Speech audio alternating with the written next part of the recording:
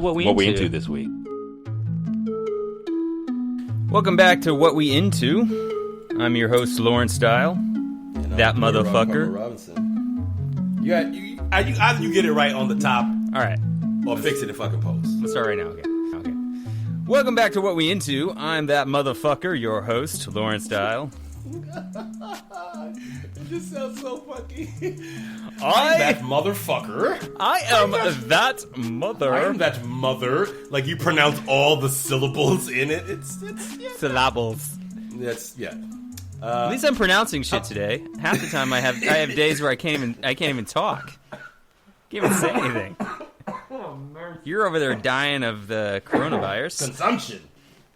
No, it's probably consumption. It's probably all that alcohol I drink. But I'm your boy Rob Carmen Robinson, and welcome back. What we into? This week we made it to the theater. You're in Sacramento, but before you left, we made it to. We definitely had to go check it out. Can you say the name of this? Of what we went I to want see? you to try. Try Okay, once. all right. I'm gonna try. So it's called. All right, hey, no. I got it. Is this the new name or the original name? No, I'm gonna try to get both the new and the original. All right. So the original name is called. Don't look it up. All right, no, I'm not. I'm looking. No, chill out. All right, give me a minute. All right. It's called Birds of Prey and the Fantabulous Emancipation of One Harley Quinn.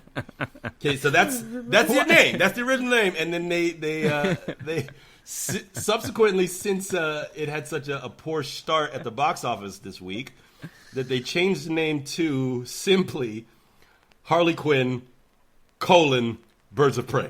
Yes. I don't know, man. Do you want to start there, or should we just? That's perfect, because right. Let's talk about the box office right now, off the top, and then Right. we'll jump into all the rest. Okay. So it's rumored to have an estimated around $82 to $100 million budget. The first weekend, it made around $35 million. 33, okay. yeah, 33 to 35. So far, it's made around $97.5 million. Ooh. Ew. Which is not great. Not great. Not 'Cause great. They need to double. They need to basically make about $160 million just to break even. That's the idea. Right. And I mean, granted, this is what, week 2? Yes. I don't think it'll ultimately lose money. You know. Me either. I think they will make their money back. Yeah. I don't know. I think maybe they were hoping that it would be a little bit more of less of a trickle and more of a flood. Yes. So less old man and more young boy. Ugh. I don't like that. Ugh. You could use a more, female centric reference to make us all like more hopeful. Ugh. Yeah. So what was I going to say? I was going to say something. I missed the first couple minutes of this movie. Yeah, you did. I was getting some popcorn. It was like I actually missed everything. Okay, so when we happened to why were we even late to the theater? Well, when I looked up the tickets earlier that day, it said that there was a 12 o'clock at night movie, and when we got there, we actually got there a little early, around 11:25, and there was no 12 o'clock movie. So I think Fandango screwed us in the Wango. Right. But see, I would think that they would be Fandango, but this isn't the first time we run into this kind of issue. And now I'm thinking that it's actually the Fandango app. Oh, so it's the Fandango app and not just your stupid eyeballs. Well, you know I'm a pretty detail-oriented dude. Yeah. Oh, yeah. Right? Oh, so, yeah. Like, yeah, I mean, you would describe me that way. I'm kind of anal. Well, I would describe you as anal, but not in the way that I think you would would be privy to. It means two things. It has double meaning. Okay, I can be anal in two different ways. Oh, but can you? I can. I had no idea. Well, you never asked. Well, notice how high my voice made. That would make a lot more sense. So yeah, So we missed the first 5 minutes? I missed probably 10 minutes. You probably missed. I probably missed maybe 2 minutes because when I rolled in, the title was rolling. Like she had I missed. She blew up a factory in the top of this movie. I didn't see how she got to blowing up the factory. What I rolled in and saw, she had just jumped out of a truck and the truck was rolling into the factory and it exploded, and that was the title screen. Yeah, the Fantabulous blah blah blah blah blah. So that's it probably was kind of I probably missed maybe 2 or 3 minutes of it. Yeah. The Joker and I broke up. I wanted a fresh start. But it turns out I wasn't the only dame in Gotham looking for emancipation. Spectacular news! Miss Quinn, she belongs to me. Who are you guys?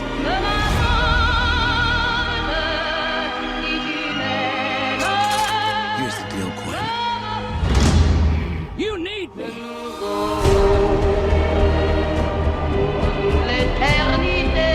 He's after all of us now. None of us are walking out of here unless we work together. What year? You gotta be kidding me. Isn't this fun? It's just like a sleepover. We should order pizza. Big Cosmos. Harley, focus. Okay. I'm the one they should be scared of. Not you. Not Mr. J.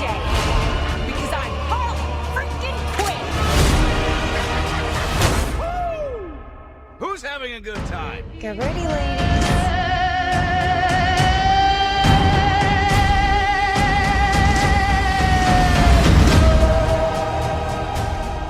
Overall, without spoilers, what did you think about it? We'll talk about plot here in a second, but yeah. Overall, spoilers, I liked it. I liked this cast of women.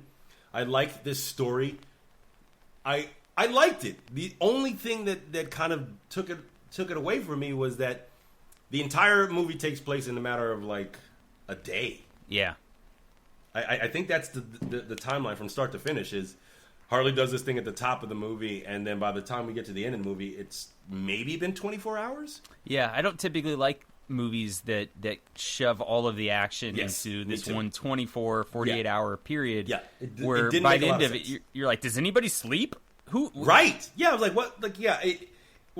I think the takeaway for me was that I really like this. I just wish they had plied it out a little bit more. Made it a little bit more languid, like the fact that these people met within the 24-hour period and they were able to be such a cogent unit to then fight off these overwhelming circumstances seemed a bit far-fetched, even for a fucking comic book movie.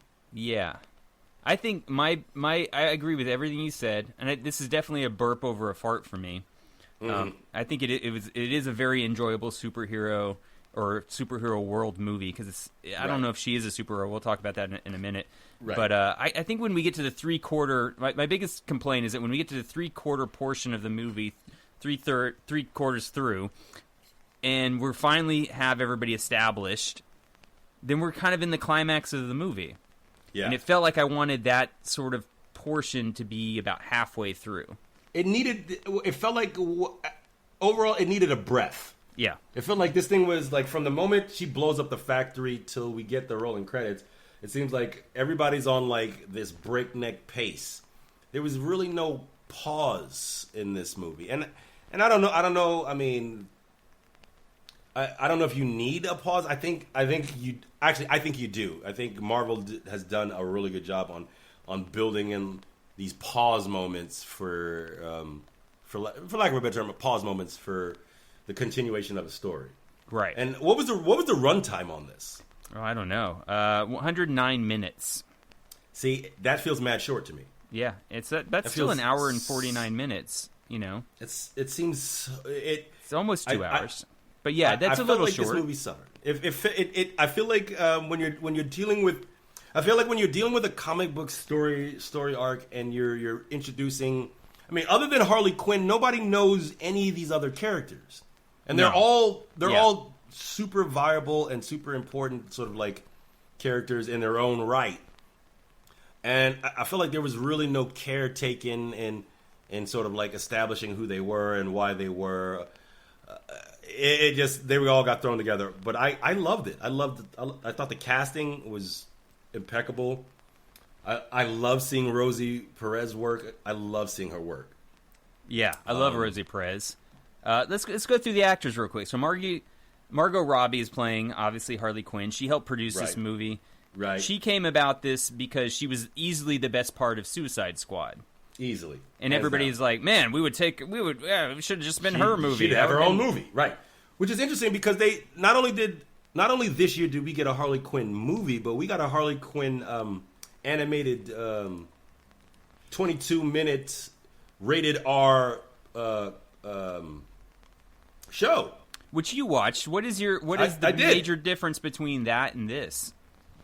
The basically it's 22 minutes and it's really kind of hardcore. Okay.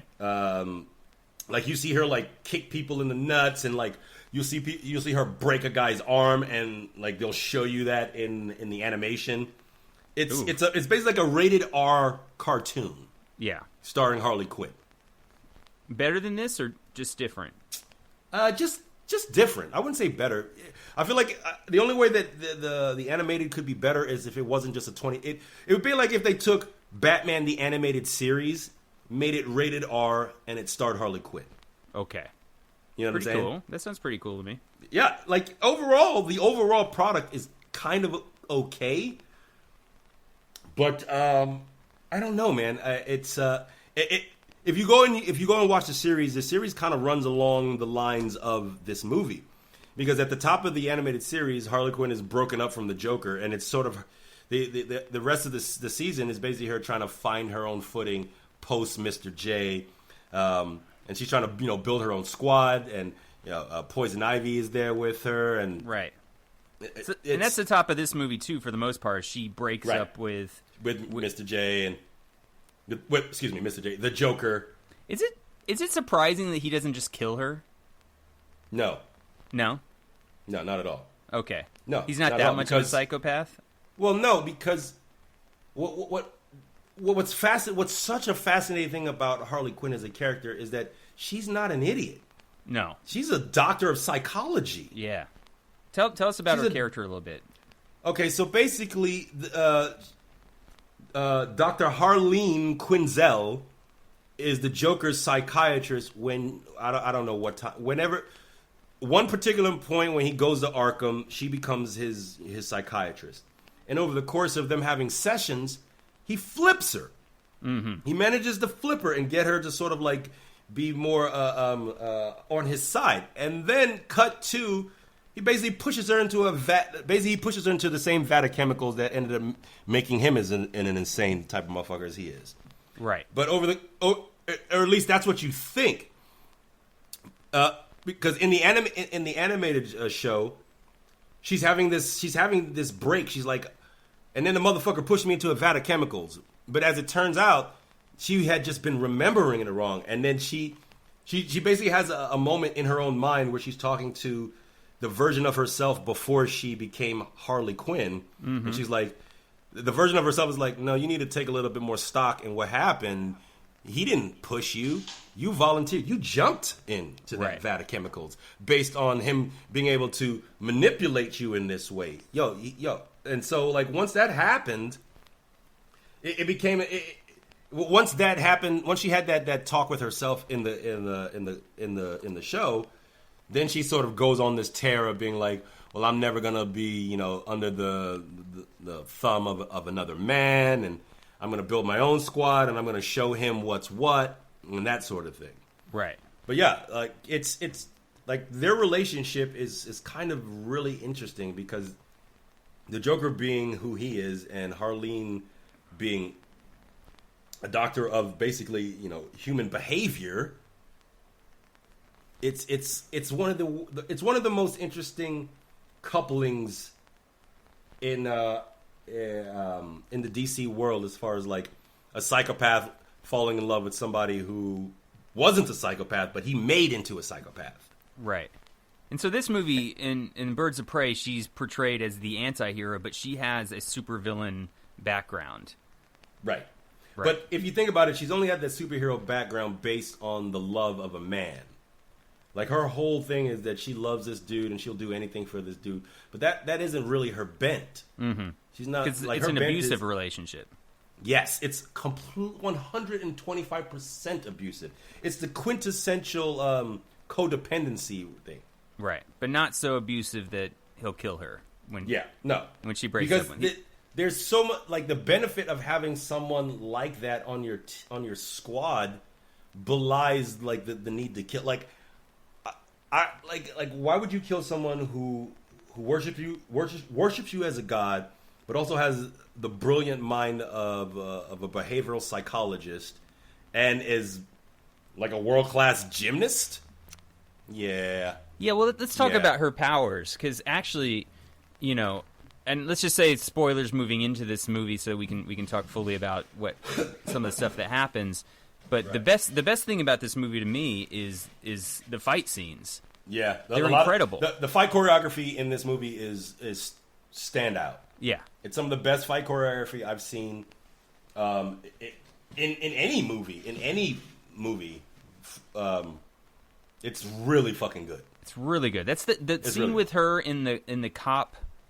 She walks into the police station. The GCPD with the non-lethal grenade launcher, and then later the baseball bat is one of the best action scenes of that style of fighting I've ever seen. Hands down, yeah, unequivocally. Like, well, it's a testament to not only the fight choreography but also the fight cinematography. Right. Because to be able to film like fighting like that, because there are portions of it that they slow down. Like, you'll get it at real time speed, and then there's portions of it that they slow down for you, which I thought the choice to do that, especially when the choices that the places that they chose to slow down were brilliant. Yeah. So get this, Suicide Squad, right, had a budget of $175 million. That's because they had to do a bunch of reshoots, a bunch of like different things. It made $746 million though. Okay. So it like almost quadrupled its budget. Right? So that's how they got this financed. You know what I mean? But sort of off the back of that, if she's everybody's favorite part of Suicide Squad, this is how much money it made, right? People come out and see this, but people didn't show up for this movie. No, they did not. And I don't think it's because of her. I don't think it's because of Margot Robbie or because of Harley Quinn. No. I think it's because DC has sort of burnt us. They started with this movie. I think Batman vs Superman was before this. That's sort of where it kind of began to fall apart, right? Then this. Well, it was Batman before. No, I think it was Superman. Well, Man of Steel. It was Man of Steel. Yeah. Then it was Batman versus Superman. Right. Then it was what was the Suicide Team Squad? One? No. Justice League. Okay, Suicide Squad. Yeah. Okay, yeah. Suicide Squad, then Justice League. Right. They had if you can. There's only really been, if you want to talk about it, you've got Wonder Woman, you've got Aquaman. Yep. And that's really it. I think you don't like it, but I think you can throw Shazam in there, and I think you can throw Harley Quinn in there. I think you can. I definitely think you can throw those in there. Is basically based on the commercial success of them, right? But they weren't good films, right? So people were burnt. They felt burned on DC superheroes. Yes, I think. Yes. Because even Shazam did better than this. Yeah.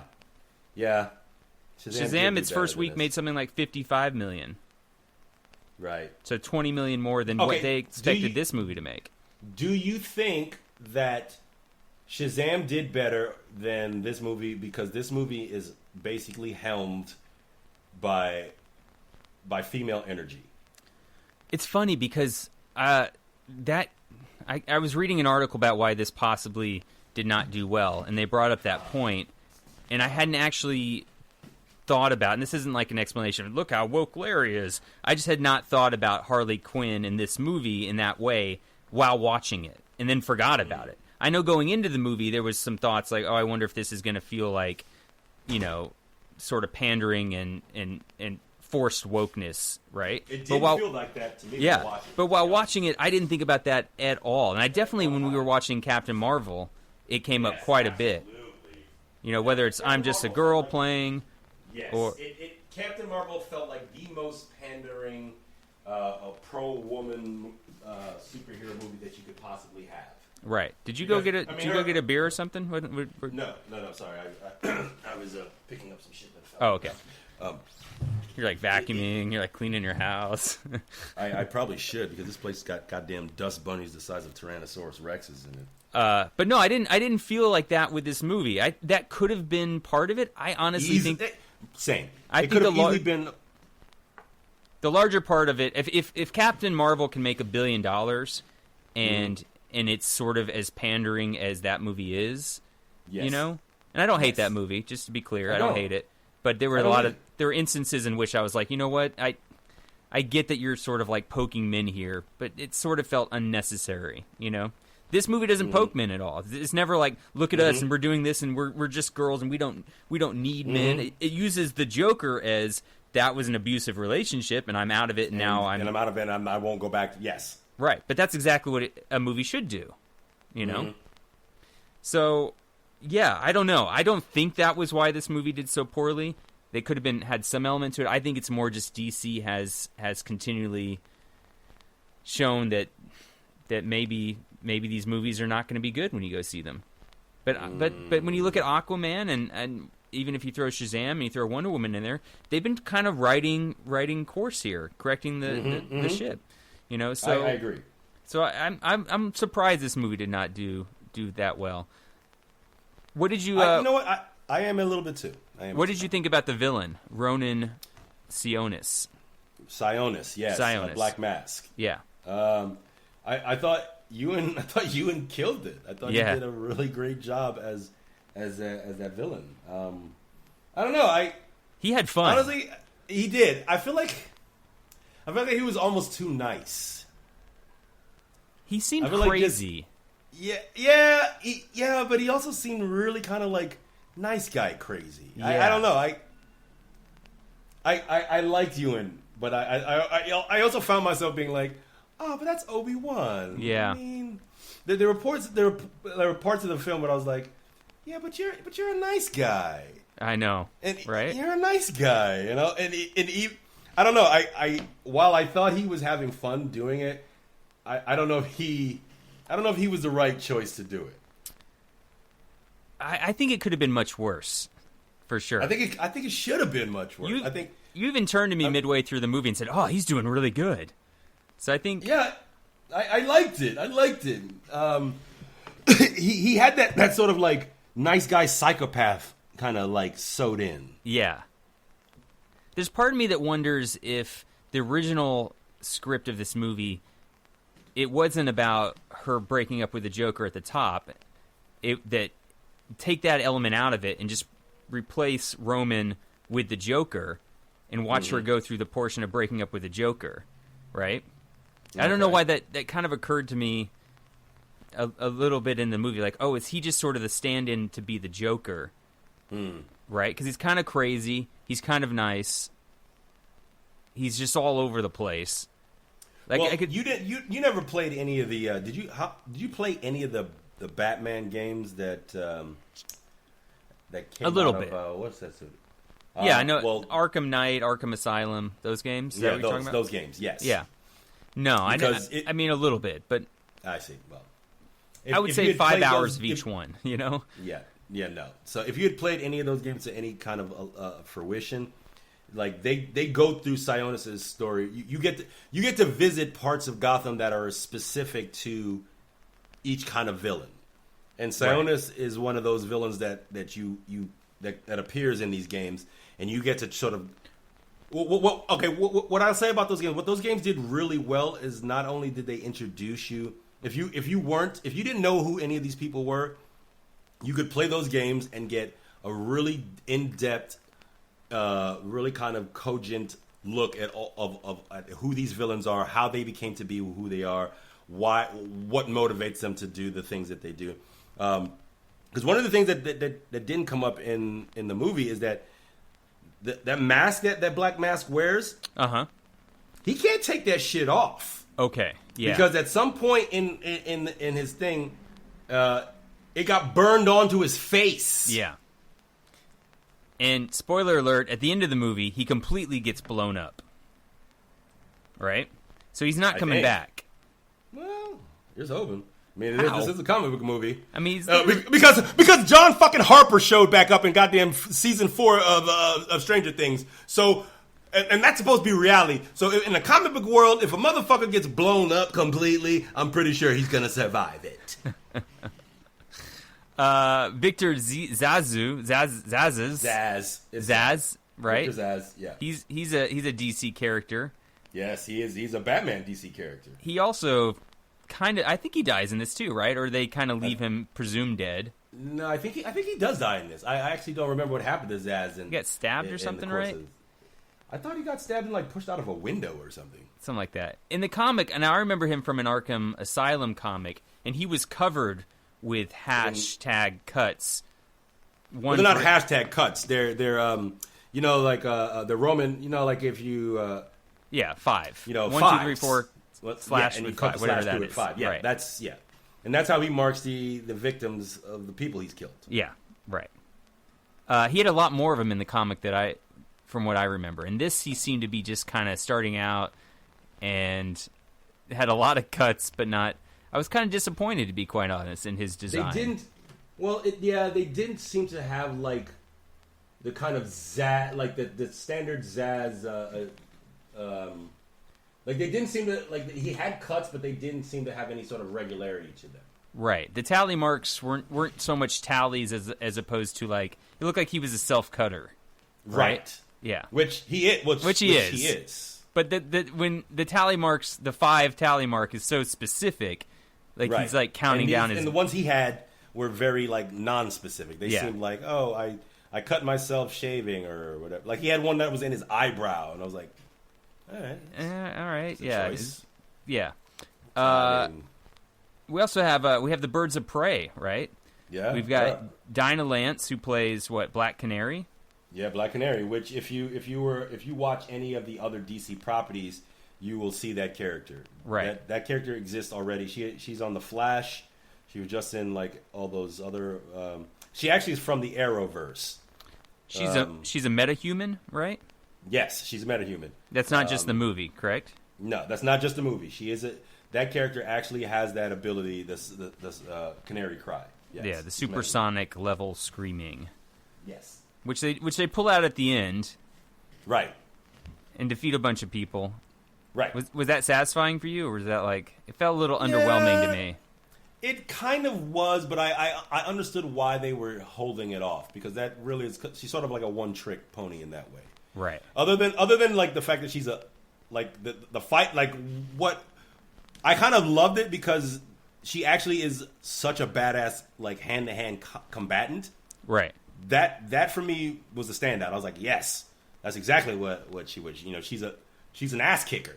Right. And so like for them to leave off the actual like powers of her till she actually needed them like that, I liked. Right.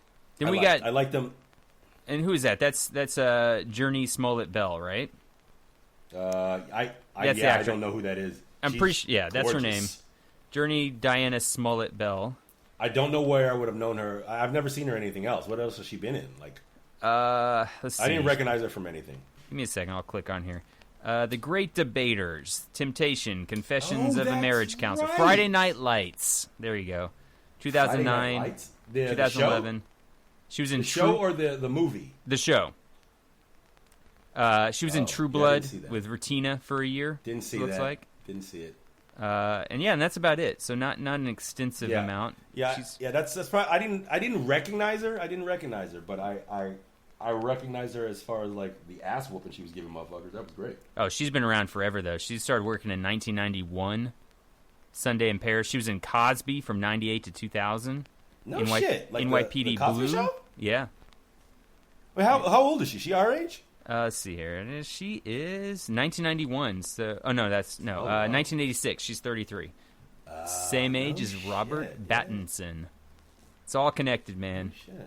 Then we got Rosie Perez, right, as Renee Montoya. Montoya, yeah, classic. Montoya. Which if you go back, actually, if you go back and watch not only the animated series, but if you go back and watch that Batman with Aaron Eckerson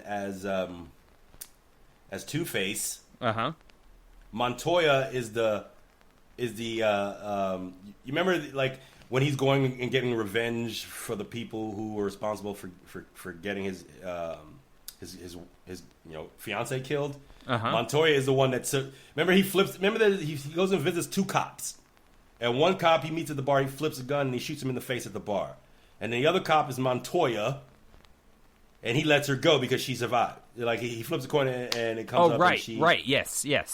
That's that character. Yeah, got it. That is that character in the world of Gotham. So Montoya has it's not something that they just made up. Montoya has been like that character has been a part of the Batman mythos for as long as there's been a Batman.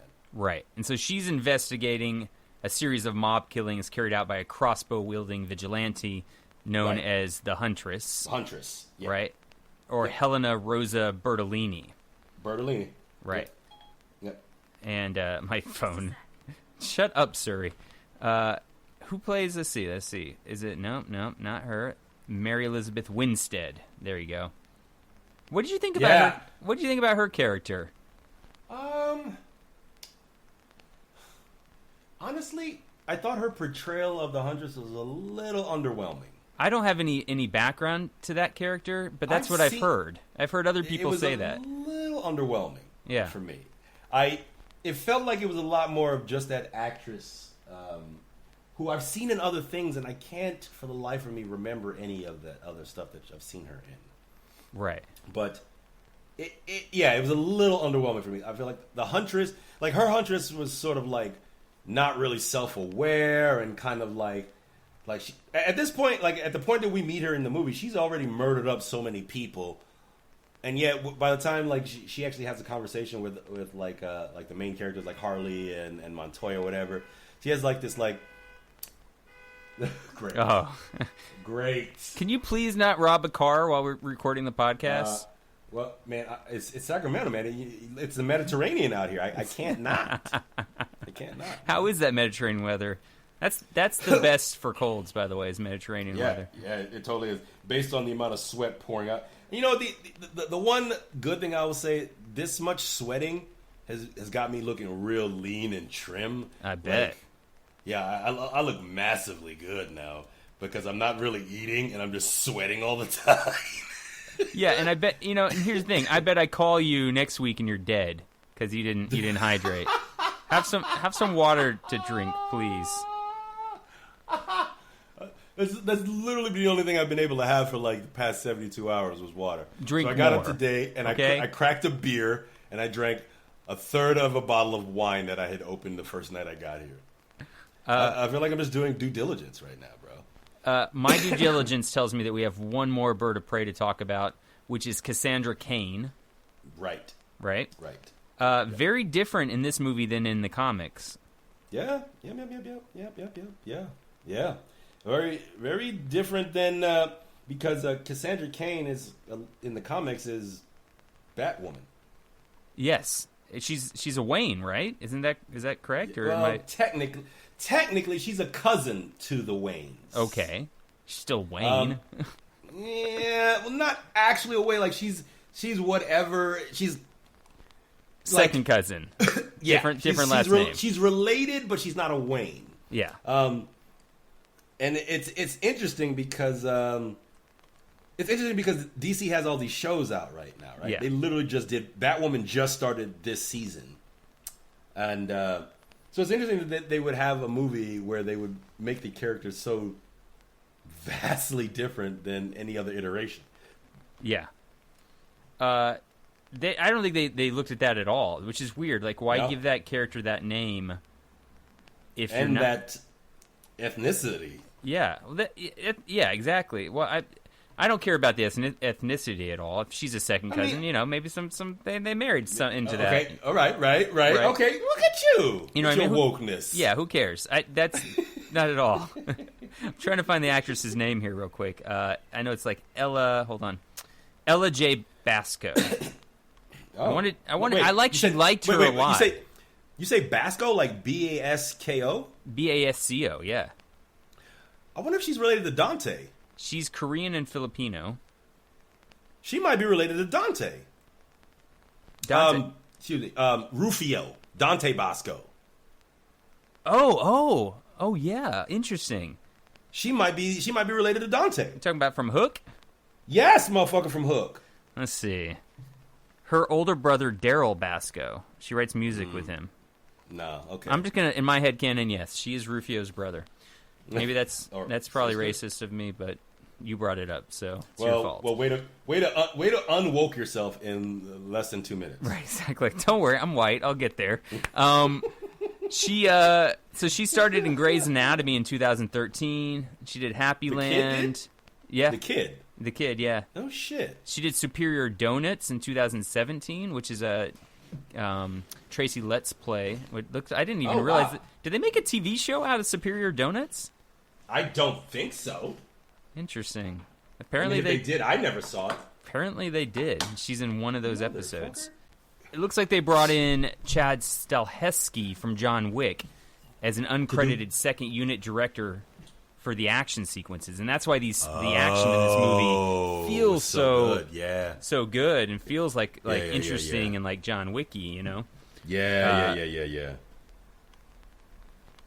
That Which was very smart on Kathy Ann, the director, to be like, let's pull Let me in. go ahead and ask some little help for this section. Yeah. That may not be the strongest on. I feel like this movie will ultimately do well. I think because so too, word of mouth will get around. People will go out and people will see this and be like, "Yo, go check this shit out. It's actually really good." I mean, other than the few caveats that we've already gone over here, it's a good picture. Yeah, I remember. I think it was interesting because I was trying to consider if Harley Quinn was a metahuman in some sense in this movie. I know that she's like a world-class acrobat, but some of the action, she's almost unstoppable in that police station. She's just going through and just.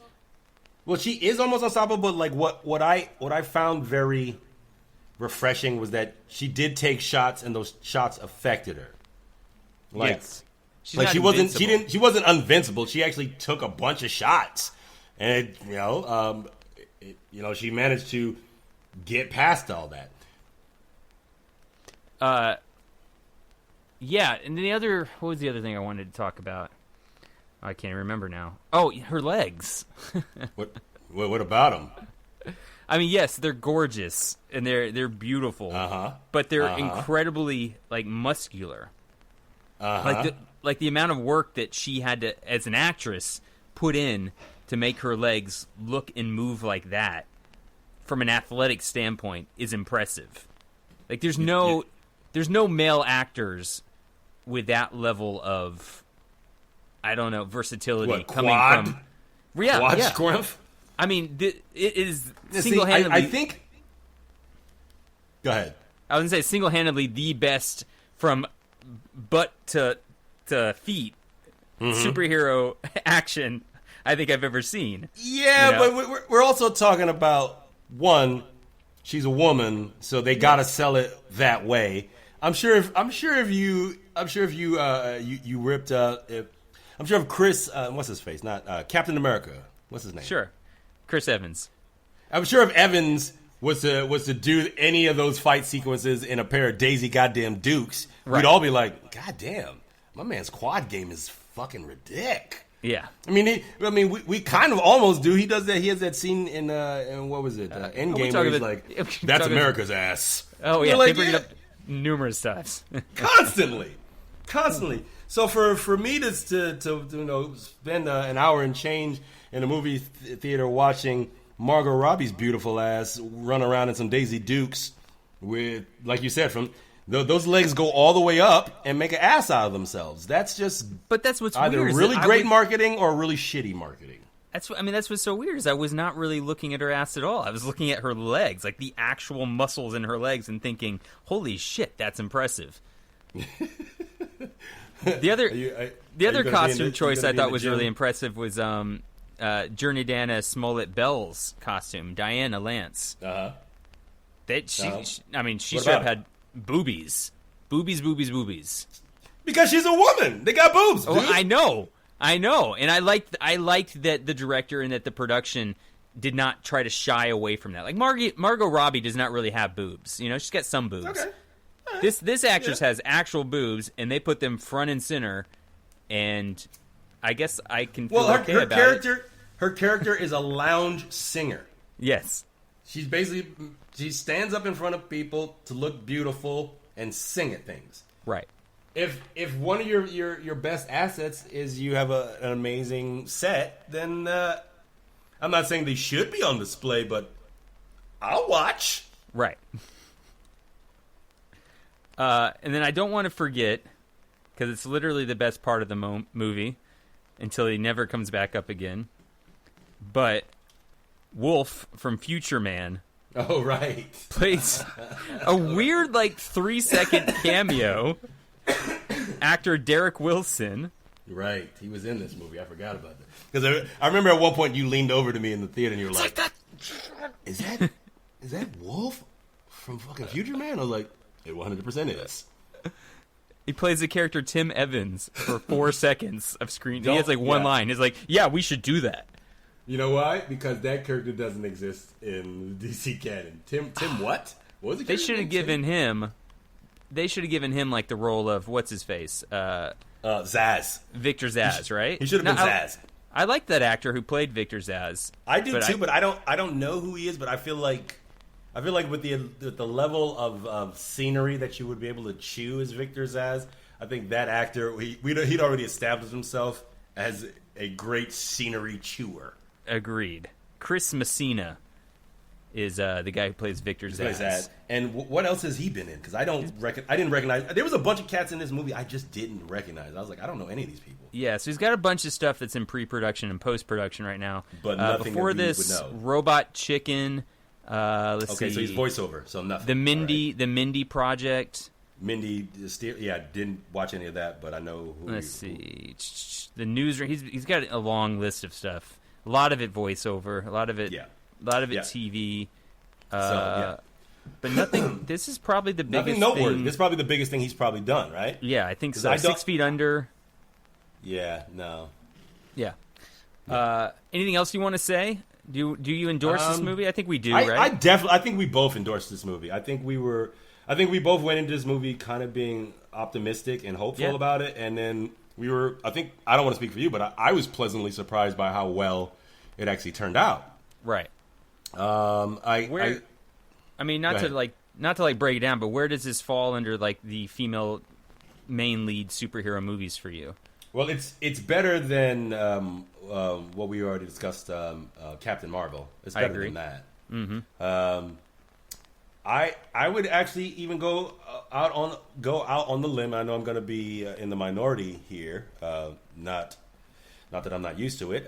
It's better than Wonder Woman. Okay. It's better than Wonder Woman. I will say not as good as Wonder Woman. I'll say definitely better than Captain Marvel.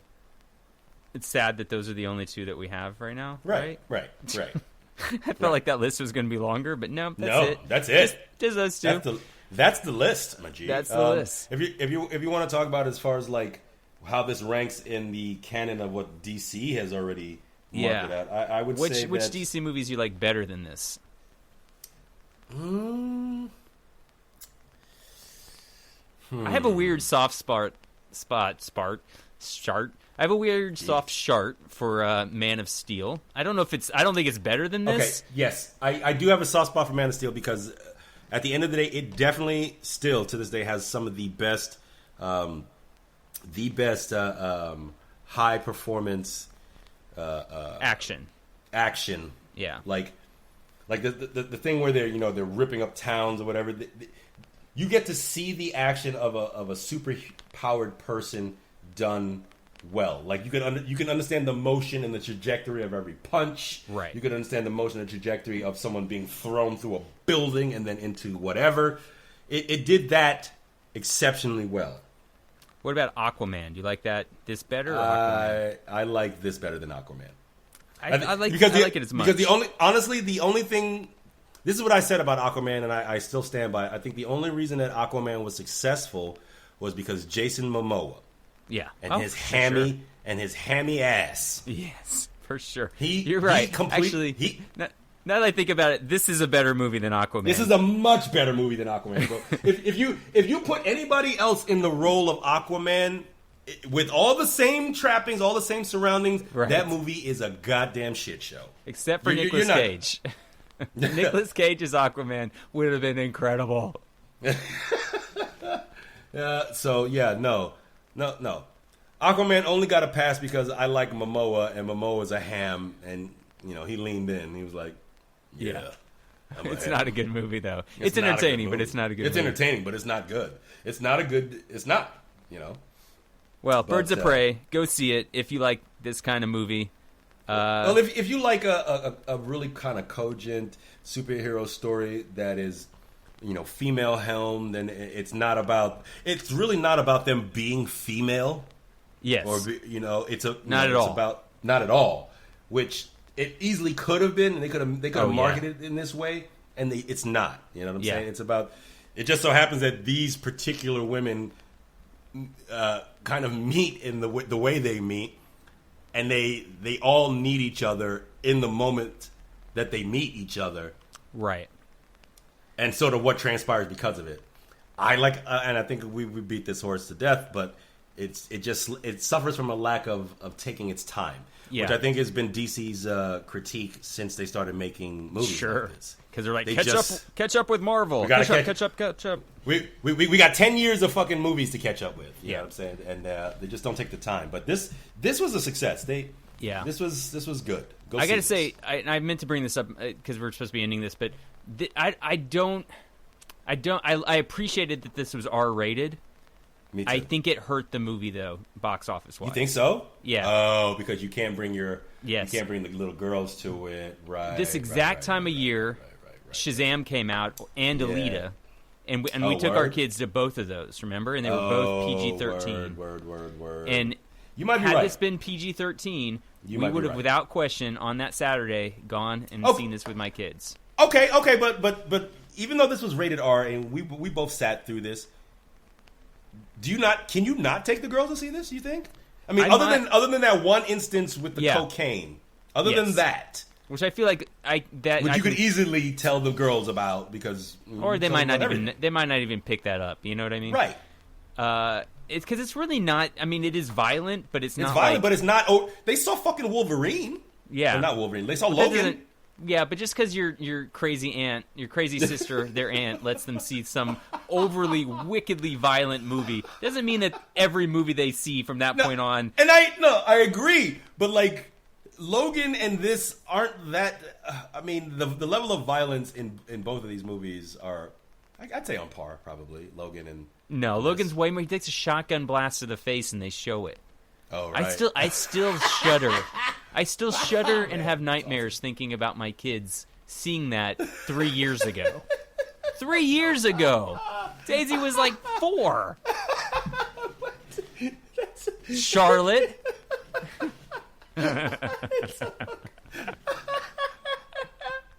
Well, I mean, you know what my takeaway is? One of my best friends in the world gets murdered in the very first scene of that movie. So there you go. I feel like it's all full circle. Someday they'll meet him, and then they'll know that movies are not real because this. Yeah, exactly. They'll be like, movies. Yeah, they were like, did you catch like claws through the side of your face? Didn't they come out of your skull? For some reason, I remember that so vividly. But see, like, what I'm saying, all that to say is, I was sitting there in the theater watching this movie, and I was like, the girls would absolutely love this. They would. They really would. And that's why it's a shame that like the rating kept us from taking them. Right. You know. But having seen it, would you take them to see this? I don't know if it'll be the first because they have all next week off, and I don't know if it'll be the first. Why do they have next week off? It's called winter break. Oh, that's right. It's not very winter right. here right now. No, and well, why they would need a break? Well, I wasn't going to bring this up in news before because it didn't seem like the kind of news that we were into. But this has literally been the hottest January on record since motherfuckers have been keeping records. Yes. Just FYI. Yeah. Just FYI. Just if in case you were too happy a moment ago, your impending doom is coming. Don't worry. Smoke them if you got them, motherfuckers. Smoke them if you got them. That's what we're doing to the planet. What else were you into this week, my dude? Oh my God! All right, well I'm gonna try to get through this list, man, because I wasn't into much news because I've just been sitting around trying to convalesce from this fuckery that's going on with me. But I'll start from the bottom up. I jumped into you will this oldie but a goodie, I want to say, from 1981, starring Sly Stallone, Billy D. Williams, and Rutger Hauer. Ooh. It's called Nighthawks. Is this trip business or pleasure? Pleasure, I hope. Welcome to the United States. Hamer Reinhardt, sometimes called Wolfgar. Born Frankfurt, Germany, 1946. Educated Paris and Patrice Lumumba University, Moscow. Currently self-employed. Occupation, international terrorist.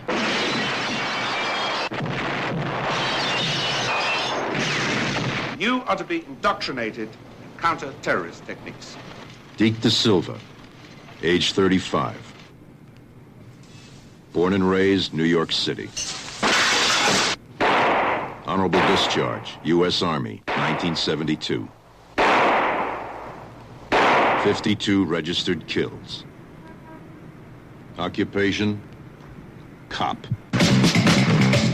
One man can bring the world to its knees. And only one man can stop him. I think...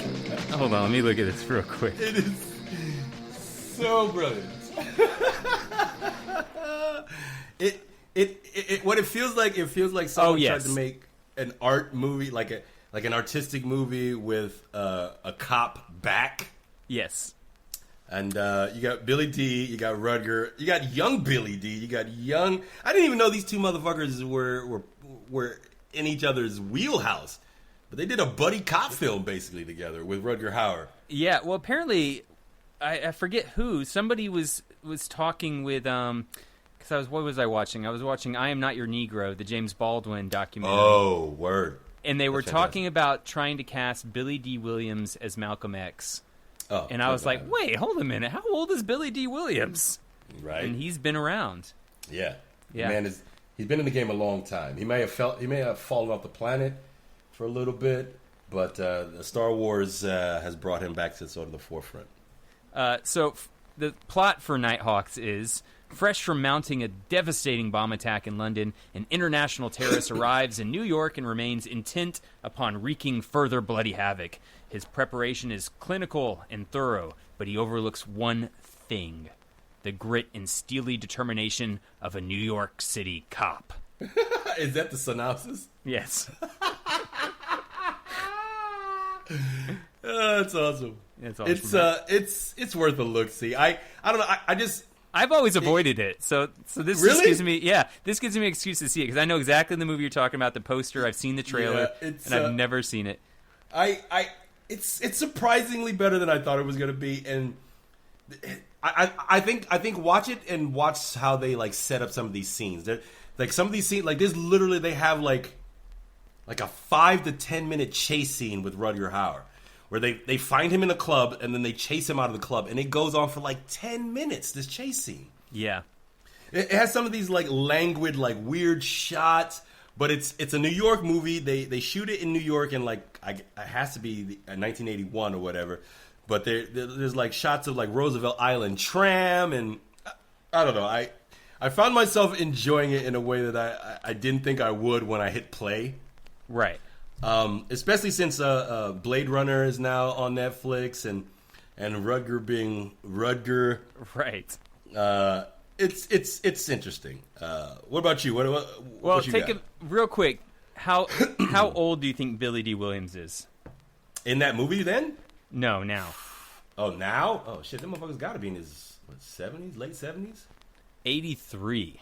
Yeah, late 70s. I was going to say early 80s. This brings me to one of the things I was into, which was the Malcolm X documentary, Who Killed Malcolm X. Yeah, I was on my list too. And they had that one moment where they're interviewing one of the guys who was incarcerated for 20 years for killing Malcolm X, and he wasn't actually the guy who killed him. He didn't do it. And they talk about how old he is, and he's a great grandfather, and he was like 83, 84 years old. Yep. And he's got a son who's 64 years old. Yep. Yeah. I think the documentary is important to watch. Who Killed Malcolm X. I don't think it was a great documentary, but I did make it through all 6 episodes. Well, I think it wasn't a great documentary because the guy who was making it isn't a documentarist. Right. He's just a guy who was a part of the nation and decided, after Malcolm died, that he was going to find out who did it. Right. And ostensibly why they did it.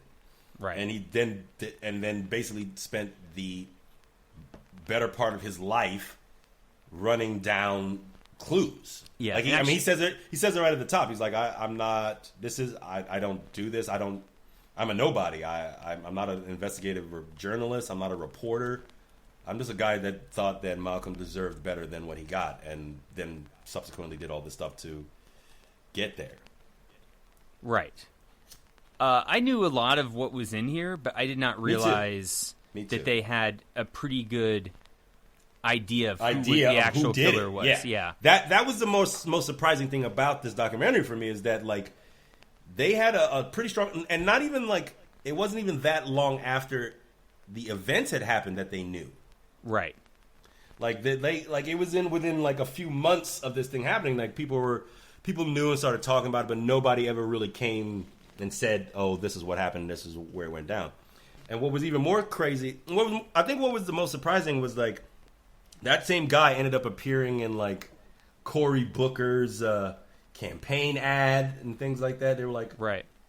And then when they confronted Cory Booker about it, he gave them like the politician line of, "I was not aware of that. I wasn't aware, but why don't we? I was something aware. about like keeping all the facts and right and not allegedly. Right. Until we get the facts, we can't. Until we get the facts, blah blah blah. And I was like, nobody's doing that. Nobody's doing said that. anything about that, dog. Yeah. We were just saying, did you know? You said no. That's it. That's the answer right there. Fresh off the presses, Netflix series has prompted Manhattan District Attorney to review Malcolm X assassination. No shit. Based on this documentary? Yep. Get the fuck out. Yep. Wow.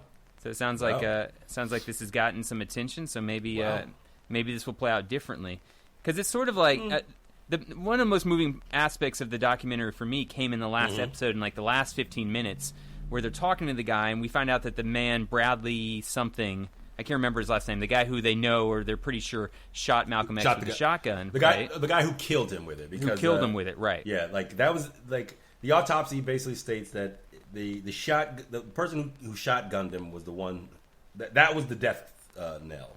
Right. And that guy dies before our narrator has a chance to confront him. Right. Which he had been talking about confronting him for a few episodes prior to that, which made me wonder, why didn't he confront him before that? Because it felt like he had the opportunity. Maybe he was scared to, or the way that I feel like I think he did all the research, and I think a group of documentary people, and I'm sorry that I don't have it pulled up here, but I think my understanding was that they came and they found all of his research and they said, we can make a whole documentary about this and we can confront this guy. And so while they were pulling all of that together and starting to film it and learning more about that process, because they learned a lot filming this as they were going through it, because that's when all those interviews in Newark happened. That's when the guy dies. So it's sort of like they had this plan to go in there and do this confrontation, and then the guy dies, and they're like, "Fuck, what do we do now?" And so that's how the documentary ends. Right. But to me, the most moving aspect of it was when he starts talking, and he's like, I'm not a wealthy person. And he stops and stuff. He says, I don't want. I turn off the cameras. I don't want this to be. I don't want pity. I don't want to inspire pity from people. Because to me it showed, because I was interested in this guy's life and why he personally latched on to this cause and wanted to really, I don't know. I wanted to humanize the documentary a little more. You talking about the documentarist himself? Yes. I think that story he tells us in the beginning of the documentary about how he was, 14-year-old kid hanging out with his cousin, and then the brutalization by the police happened. Yeah, no, you're right. And then Malcolm X shows up, and he has this way of speaking as a black man that no one had ever even burgeoned before that. That's why. Yeah, no, you're right. Totally. But yeah, all right. But good stuff. Check it out. I feel like you can. I don't know. I had it on the background when I was doing a lot of different things because a lot of it is sort of like, here's some information. Then we're going to spend... And a lot of it I knew. A lot of it I did know. To be honest. Exactly. But if you know nothing about Malcolm X, then definitely sit there and watch all of it. Well, if you know nothing about Malcolm X, first kill yourself up with kindness. With kindness. Not in that suicide way. Fuck? Yeah. But yeah, go sit down and educate yourself on what the fuck went on. Because, I mean, yes, I knew a lot of this stuff, but what's still the most egregious thing about it is how much the U.S. government played into some of this. Of course. Not some of it, like so much of it. Yeah, because the FBI, and this is what they really illuminated quite well in the documentary, is that the FBI was really instigated a lot of the fire that was between Malcolm X and the nation. And the nation, yeah. Yeah. That they helped really flame those, fan those flames, to get to the point where, that he ended up having to, end the way he had. Yeah, and there was one line that I liked a lot, and they said that Malcolm was able to indict America. Yeah. And that's a very popular thing that's been happening lately, is that we're looking back at history with kind of revisionist eyes and finding ways to indict America's past. But he was there from a very early beginning, especially as a black man, able to say, these are the crimes of America. And he was doing it in he was indicting America in the eyes of the world, which, no one wants to be embarrassed like that on the world stage, and that's why he had to go. Yeah, that's why he had to go. That's why Martin had to go. That's why all the leaders of any kind of movement that had to do with black and brown people uniting against the tyranny that is and has always been the U.S. government. Abdur Rahman Muhammad, that's the guy's name who really put all the work in for this documentary. Yes, yeah. It's a good piece. Yeah. I actually got on. I think based on watching that, I got on a real documentary kick this week because there's a couple more documentaries I ended up watching on this list. Okay. One of them is called Uppity. I almost watched it about the black race car driver. Correct. The first black race car driver to basically qualify for the Indianapolis 500. In England, I won the Formula Ford Series. No one could beat me. He came back knowing I just accomplished something that very few Americans have, and no one would give him a shot.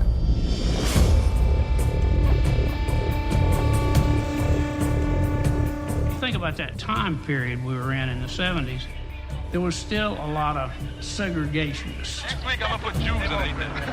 I get a phone call from a promoter in Charlotte, North Carolina. We're going to get some attention down here, and you're the guy that's going to bring it. There was death threats.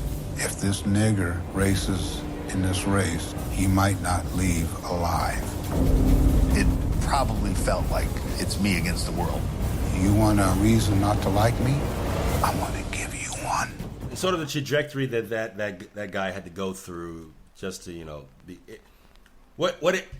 while watching that documentary, it really kind of reconfirmed my dislove of NASCAR or any sort of track racing or race car racing. Wiley T. Ribbs is his name. Sorry, and why? Sorry, I didn't mean to interrupt you. Why do you? Because since its inception, it's been a white man's sport, right? And any sport like that where it requires, if you want to be a race car driver, your dad has to have money, or somebody has to have money. There's a level of privilege that is inherent with this sport, gigantic quotations, in it. And for a cat like Willie T. Ribbs to do what he did based on his skill. And the other thing was that Muhammad Ali played a pretty big prominence in the Malcolm X documentary, but he also played a really big prominence in this one as well, because he met Willie T. Ribbs and kind of like basically put in his ear that you're doing something in a sport that is inherently white, and you got to understand that you're not just doing it for you, you're doing it for us. Yeah. And I think based on that meeting with Muhammad Ali gave Willie the impetus to keep doing what he was doing despite the numerous setbacks and things that like Willie was such a bad motherfucker, but these cats were actively like they wouldn't put parts in his car to help him go faster. They would just neglect him and things. Like it was like for him to get where he got, because we're not saying that he didn't even win. He didn't win the Indianapolis. He just made it there. Right. And just in the making of it there, he felt like he had accomplished everything that he needed to accomplish. I highly recommend watching it. It's a fascinating sort of trajectory on. God, you know, that's such a gift and a curse too. It's got to be. I'm making the assumption that to be the representation of all black. Yeah. He was the Jackie Robinson. He was the Jackie Robinson of the race world. Like, yes, it'll definitely like keep you going in the back of your mind, but it's also got to be this like burden, most taxing, that you don't want. Yeah. Who wants to be like the model for an entire group of people, and your success or failure says something about an the entire rest group of of us. people, Yes. or could Yeah. potentially. Well, it definitely in this time period where racing was still kind of fledgling before what it is now. Yeah. And for the most part, it's still that. It's still an all-white boys club. I mean, there are a handful of black drivers that have come to prominence, but that's just because the world has changed to a place that we could do that. But it's still for the most part just a white guys club. Right. Rich white guys club. Rich white guys club. You're right. Yeah. The only rich white guys way club you can that get into it at a young age is to start doing go-kart racing, and just even the documentaries I've seen on white race car drivers, that struggle is hard to get into. You know what I mean? So to do it from like a person of color perspective is almost insane. impossible. It's insane. And the struggle that he was the struggles that they document him going through, and they interview him, and they interview a lot of other drivers. They interview the guy Ecclestone, who the tires are named after. It's kind of in depth. It's pretty dope. And then the one that I turned on after that was I Am a Killer. This is the other documentary that I watched recently. I Am a Killer. It's it basically, each episode is an interview and sort of a recount of a particular death row inmate's story and life. Is this season 2? Because I think I watched episodes of season 1. I'm watching season 1 right now. I'm in probably the third or fourth episode of season 1 right now. I didn't know that they made a season 2. It's just that I guess because I started watching documentaries, Netflix started throwing the algorithm in my favor that way. Mm-hmm. So I went from uppity to I'm a Killer and sort of started to get it into these really kind of interesting stories about human beings. Right. I never thought that I would be really kind of interested in sort of like the machinations of what it is to be a killer or someone who's on death row for murdering people. Right. But I found it so compelling and fascinating because it's not just about these people, because they interview everybody. They interview victims, they interview prosecution, they interview defense people, the judges. Mm-hmm. Basically anybody who I think they would agree to sit down and talk with them about XYZ's case, they put on camera. And it's sort of fascinating to sort of watch, because at least for the first 3 or 4 episodes that I've seen, the trajectory has all been the same. These people have committed these crimes as children, basically, not even like adults yet, 16, 17, and then ostensibly have spent the rest of their existence caged. Right. And go ahead. I was going to ask you a question. Yeah. Do you think that there's a place in society for a show just like this, but it's called I Am a Rapist? You see what I'm getting at? Yes. I do see what you're getting at, and I think so. Somehow we can compartmentalize murder and killing. I think there is a place for it, because I would be interested to understand the mindset of someone who would do that. Mm-hmm. I don't, because I feel like what this show does, it doesn't make me sympathetic to the person on death row. Right. But it definitely makes me sympathetic to the human being who is now, 70-something years old, or, old enough to understand that they made a grievous error. Right.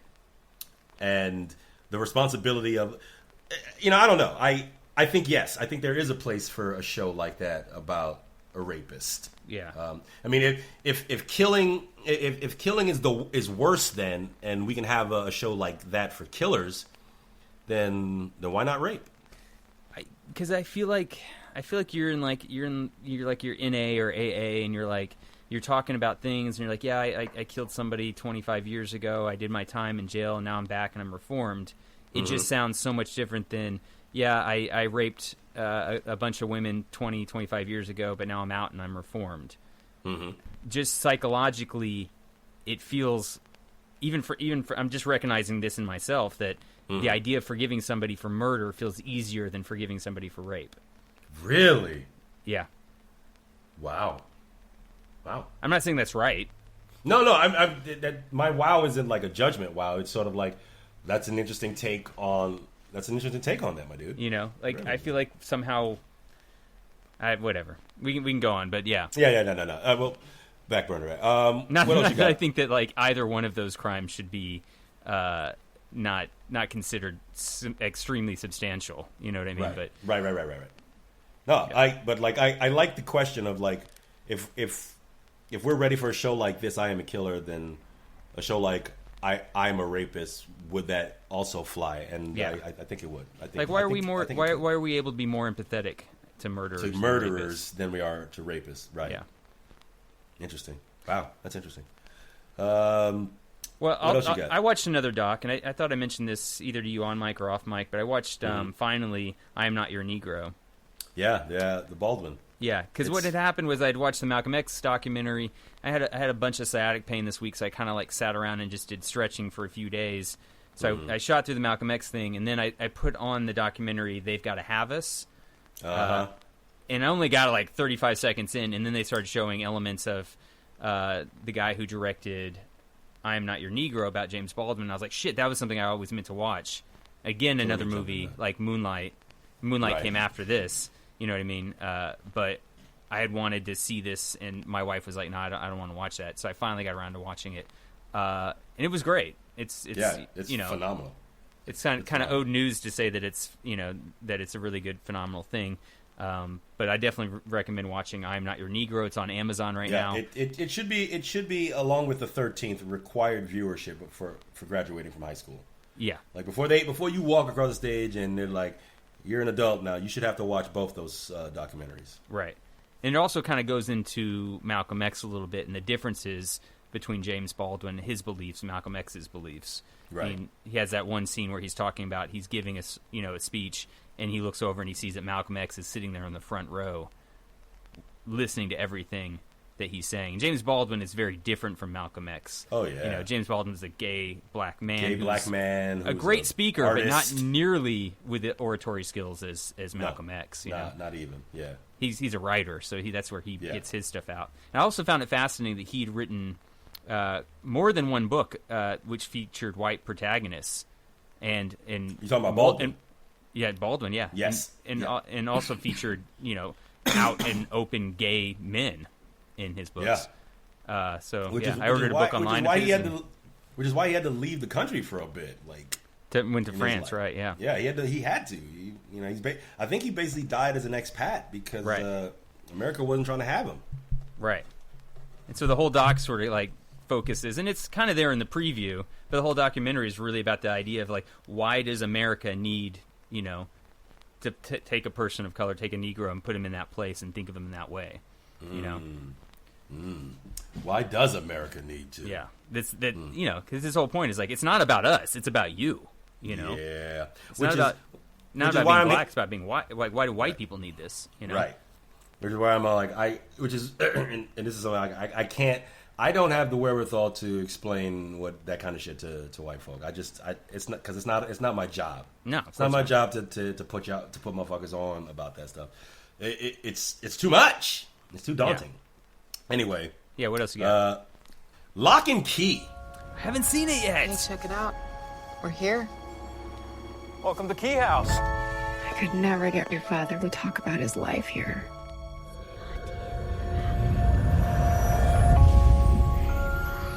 My kids need a home. Does it have to be this home? Hello? Are you my echo? Yes. Key House is filled with amazing keys. Listen for them. They whisper. You hear that?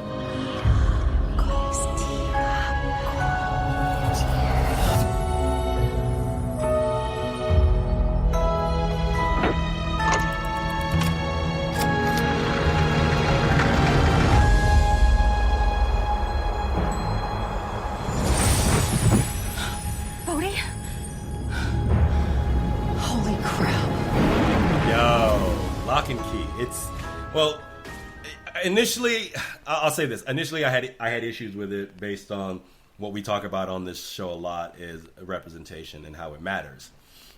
And then I saw my boy Bill Heck in it, and I was like, "Fuck it, Bill, fuck it." And then I found out that the actual IP is a graphic novel. Yeah. And I don't know the source material, so I don't know if all the characters are white, but it sounds like they must be because it's in, Massachusetts. Take that for whatever you will. Joe Hill is who's the series writer, illustrated by Gabriel Rodriguez. Yeah. Okay, so I didn't know the source material at all, but as I started to watch it, I kind of really dug it. Yeah. As far as like how they lay out this story, it's a really interesting story about a family and their homestead and these keys that are magical. And in places it's kind of really dark, and then in other places it's not. It vacillates between this like really dark storytelling, because basically like in one of the first scenes, I'm going to spoil it right at the top. In one of the first scenes in it, our boy Bill gets murdered. Oh no! Yeah. Yeah. So, I'm on the bad end of spoilers this time. Yeah, you definitely are. Yeah, one of the setup scenes, one of the standard setup scenes, our boy gets straight up murdered, man. But you'll also know Bill Heck from The Amazing Spider-Man.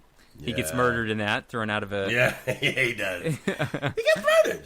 He doesn't get murdered in The Ballad of Buster Scruggs, though. Doesn't he get murdered in that? I thought he did get murdered in that.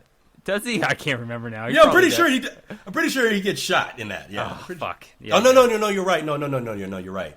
He saves the dog or something. The woman gets murdered. Is that what happens? Yeah, the woman, because something like they're about to, the Indians about to overrun them, and he tells her, hey, if something happens, here's a gun and shoot yourself. Yeah. And then she does, and it turns out the guy manages. Yes, he manages to stave off all the Indians, but he doesn't tell her, and then she kills herself. Right. Yeah. She doesn't have to. Yeah, she doesn't have to, and that was the woman who Bill was going to marry because her husband had fucked off or got murdered or something like that. He's a tragic character, Bill Heck. Yeah, that's our man though. So he plays a character of Rindle Locke. In 6 episodes. So he may die in this first episode, as you just spoiled for me, but he comes back. Well, you'll see. He gets murdered in the first episode, but there's the entire show is kind of like based around flashbacks. So you'll see him throughout the entire series, sort of like interjecting things to understand why we're all at this house and why blah blah blah blah. But it's really good. I highly recommend it. There's kind of like a supernatural element to it as well. Like there's magic and supernatural elements to it that all surround these keys and this specific house that Bill's character grows up in. Okay, but he has kept it basically cut. He's kept this secret cut off from his family. Like so, his family doesn't know anything about like his past. They basically moved back to his hometown once he dies. Right. But I guess they had never come here before. He never really spoke about it before. But now they're at his family homestead.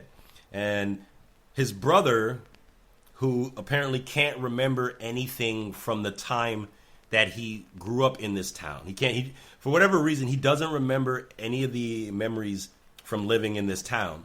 And over the course of the series, you come to find out why he doesn't remember, and it has to do with the magic and this event that happened. Where anyway, it's worth a look. See, I'm gonna watch it with the girls. And doors. As soon as they all want to rally around watching it. You don't even have to wait for them. Like I don't know if the girls will be as into it right off the top as I think you and I would be. Okay, so I would say don't wait for the girls. I want it to be special though because it's Bill's thing. It's special because Bill's really, really good at it. But, it's Bill fucking Heck. Yeah. He's also one of the nicest guys of all time, everyone. He's every time I see him, he's just like, oh my God, Larry, what's going on? Blah, blah. He's just sweet. I texted him the other day. A photo of me, him, and Mills from a time we were all hanging out a couple years back. And I was like, yo, saw you on Lock and Key, really great job. Like, I do this all the time. Like, I every couple of years, I'll see him in something, and I'll just reach out and be like, dude, that's awesome. Yeah. And he always hits me back, and he's always like really complimentary. He's like, thanks, brother. Really, appreciate you. But that's the Hex in general. Like that whole family is just like the nicest, down to earth, like salt of the earth type motherfuckers you can meet. That's true. In the way that you the Dials are, in the way that you, mom and dad are, like that kind of shit. I would like to be thought of as Bill Heck is thought of. So I appreciate that. Well, then you're welcome. We got time for about one more thing. What do you got? You got anything? I got Fargo. I started. Okay. You didn't tell me that Billy Bob Thornton and Martin Freeman were in that. You Nope. didn't tell me that. I think I would have jumped into it earlier if I'd known that those two were the leads in that. Unlike you, I don't like to give away spoilers, but they both die in the second episode. Wait, a spoiler would be that they both die? Oh, well, I didn't see that far. I'm kidding. All right, well, that's one of the best shows on TV right now, man. I mean, word. Okay, yeah. Well, I'm going to continue. I only watched the first episode, but I was really intrigued. I didn't know. Like I said, I didn't know that these were the two starring showrunners on it.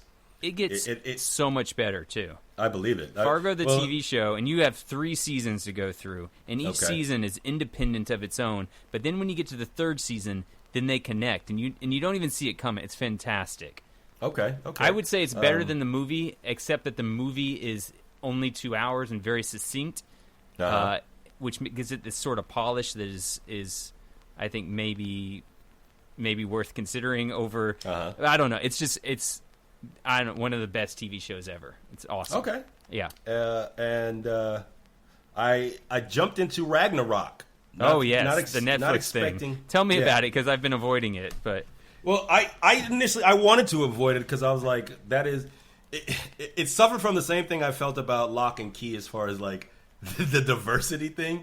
Right. But then I was like, what it's are you Norwegian, man. Come on. Exactly. That's what I was like. I was like, get off your fucking high horse, Robinson. This is a cultural event. It's not about that.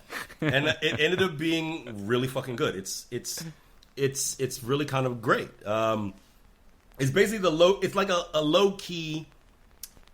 It's basically like a Norwegian Spider-Man story, except he's Thor instead of Spider-Man. Okay. So like it'd be like if Peter Parker had gotten his powers, and he was Norwegian, and instead of being like bitten by a spider, he was bitten by a Norse god, and sort of what transpires from that thing.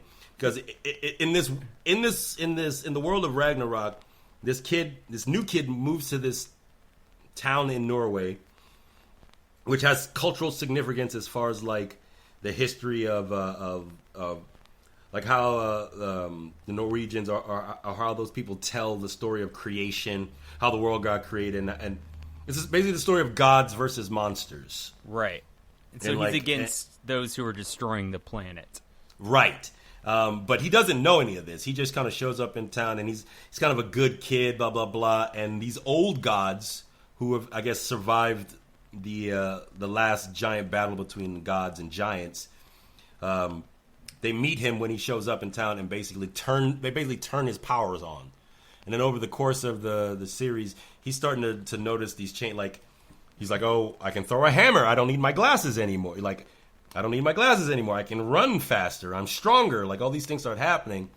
And then the giants who are basically running this town and sort of destroying the world get hip to the fact that he is, an old god, and they're trying to either get him to come to their side, or they're trying to destroy him. Okay. It's kind of dope. All right. It's dope because of the cultural aspects of Norway and the Norwegian belief system, and the fact that I had a Norwegian girlfriend for 9 months, so I was fascinated by the culture. Nobody wants to hear about your Norwegian girlfriend, Rob. Well, she was really hot. Nobody wants to hear about that. She was really hot. We don't want to know. Super hot. No. So yeah, Ragnarok. All right. I didn't want to watch it. I ended up watching. I sat down and watched it in one fell swoop. Sweet. Okay. You binged. You got anything else? Yeah, I binged. It was surprisingly easy to binge. I got two last things. One thing is McMillions, which is an HBO show about the FBI who discovered the mafia had rigged the Monopoly game for McDonald's. Really? It's 2 episodes out. They're putting it out every week. It's fascinating. And what platform is it on? It's on HBO. HBO, okay. I would say, I think it's going to be 6 episodes is what I heard. But I would say you should wait and binge it, because it's a bingeable type content that you want to keep going after each episode. And for a documentary style, sort of whodunit or why they did it or who this is, what it's about, like, it's worth waiting for them to all come out and then watch it all at once. Unless you're bored and you got nothing else to do, then sure, jump in. We're watching it, Laurel and I, each week. It's just fascinating watching the FBI kind of like figure this stuff out. Shit. Here was this game that you and I would play when we'd go to McDonald's and always dream of getting that $1 million piece. A mob had figured out a way to rig it. Yeah, almost every winner was of the higher level was sort of like, mob connected. Yeah, a mole for the mob, or not a mole, but somebody for the mob. Yeah, fascinating, interesting, super entertaining. Shit. What, did you just remember something else? Yeah, well, I just caught something else. Yeah, The Kitchen. The Kitchen. Melissa McCarthy. Yeah. It's dope. Like, Tiffany Haddish. Right. And I can't remember the name of that last chick, but I've seen her in a bunch of stuff recently. I never know her name. Elizabeth Moss. Yes. Yeah. It's that's really good. Okay. It comes out of nowhere because you know these two. You at least know Melissa McCarthy and Tiffany Haddish as being like super funny comedians. Right. This is about the Irish Mafia, right? Yeah. This is about the Irish Mafia. It's super dope and super compelling. And there's only one moment in it where I'm like, I don't know if I like that. Yeah. But I'm gonna leave you to. I think you should watch it and tell me what you thought. But it comes Tiffany out of nowhere. Haddish. I love Tiffany Haddish. I love Melissa McCarthy, and they're not. It's one of these movies where they're not doing their standard shit that they've been known to do. Right. Okay. This is really I feel like a departure for both Melissa and Tiffany. It's not a comedy then. It is not a comedy. Yeah. It is not a comedy. This is 100% a drama, and it comes out of the kitchen refers to Hell's Kitchen. Right. And sort of like they basically they go from being like the wives of these mobsters to sort of running the game because their husbands get locked up at the top of it, and then they have to sort of like make their own way. And then what happens is once their husbands get out of jail, the power structure and shift in that it has a lot of great performances in it. It has a really tight script, and I definitely. It was one of those that I double starred this week. All right. I would put it. The good news is it made money. I'm glad because it was $15 million budget and made $38 million. So that's good for representation. Good for you know. It's good. It's good. Who directed it, real quick? Andrea, and also directed by a woman. A woman? So yeah. So it was good stuff all across the board. It's strong. It's strong across the board. I would put that up there with Locke and Key and Uppity as far as like things I would watch again. So the last thing I was into, and I just want to spend 2 minutes talking about it, and then I got to go. I was into Justin Bieber this week. Yeah. Yeah, weirdly. I don't want to tell you to kill yourself, but so Justin Bieber played 2 songs on SNL this week, and RuPaul was the host. RuPaul did a great job. Justin Bieber, you know how they sort of show you like the artists in like the photo before they actually show you them doing like their little song? Yes. So he's got this like crazy kind of like gross pedophile mustache, right? Doesn't he have Lyme disease? I don't know, but there was something. I think he has Lyme disease, bro. There was I was reading some. Okay. Well, anyways, there was something about him that I was like, maybe I'll just. It just made me go. Maybe I'll just look at this with an open mind in this one moment, right? Mm-hmm. Because I just got done watching RuPaul do a bunch of skits. And now here's Justin Bieber, and it was good. He played 2 songs that he sang and danced to. First one was called Yummy, and the second was from Intentions. And Justin Bieber does not need any more promo, for this new album that I think drops today. But both of the beats on these songs, I mean, the singing's Justin Bieber, take it or leave it. But the beats for these songs, and I'll play the beat on when we kind of fade out here at the end of the episode, they're fantastic, man. And they're super catchy as hell. You know when you hear a song once, and then about 10 minutes later, you can hum a good portion of that song without even thinking about it, without trying, you know what I mean? That's what happened with both of these 2 Justin Bieber songs for me. Which is, and I know that's so weird to say out loud. Do you think that maybe you had been all this time a low-key Bieberite? I think I was dosed. I think my wife put some LSD into my. So you're saying that Laurel is a Bieberite? No, actually, she liked it. She because whenever we watch SNL, we always talk about who's playing, if we liked it, we didn't like it. She liked it too. But for me, like if a song is that catchy and gets into my head, and I'm not immediately annoyed by it. And I'm like, okay, I'll take notice of that. I'm not saying that he wrote the song. I'm not saying that he made the beat. I'm not saying that he's musically skilled or anything like that. I'm just saying in this one instance... It sounds like you're kind of in love with Justin Bieber. I mean... Maybe just a little. I don't know. You might be a believer. Laurel made the point that she was like, he's just too masculine now for the girls because they liked him when he was younger. You know what I mean? So, wait, Laurel is prescribing that Justin is now too masculine for your 2 young children? Yes, but he's got that swarmy mustache. I think the motherfucker's got Lyme disease, bro. He's got Lyme disease, which is a highly masculine disease. He's covered in tattoos, so he's really tried to, shed this whole, boy image.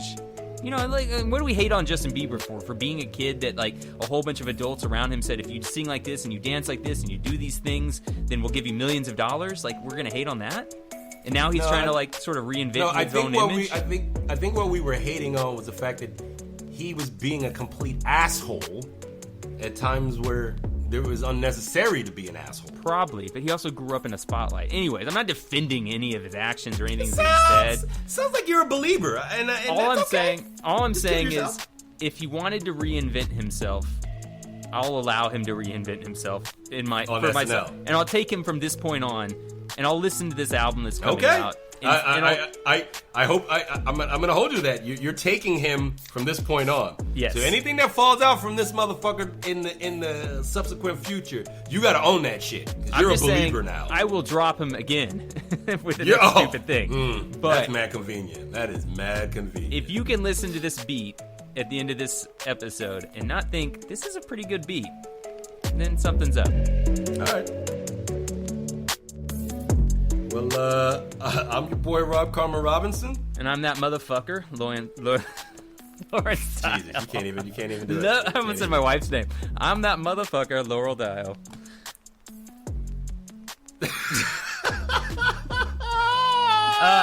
You can find us on Believe Facebook it. at What We Into. You can send us an email at whatweinto@gmail.com. Tell us how much you hate Justin Bieber, how much you love Justin Bieber. You can send Rob some cough drops if he gives you I'll his take care of address. packages, All you gotta do yo. is send I'll us an take care email. of Anything But else? No, I think that's pretty much it. We sold that up. It's well, this is week 52 officially. We did it. We made it. We made Look, 1 Mom, year we out made of 14 months.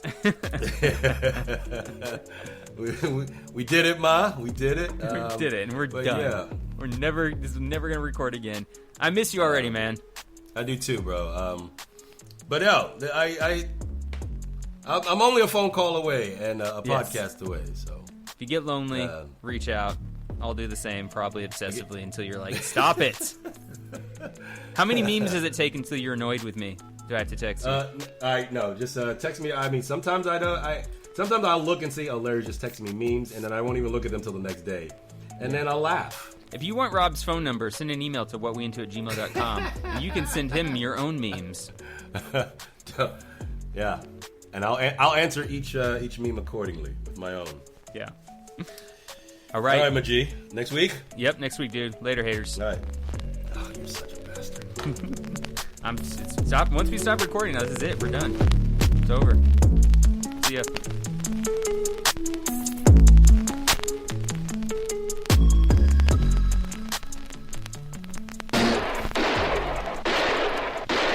Universal Pictures presents Sylvester Stallone in Nighthawks, coming in April.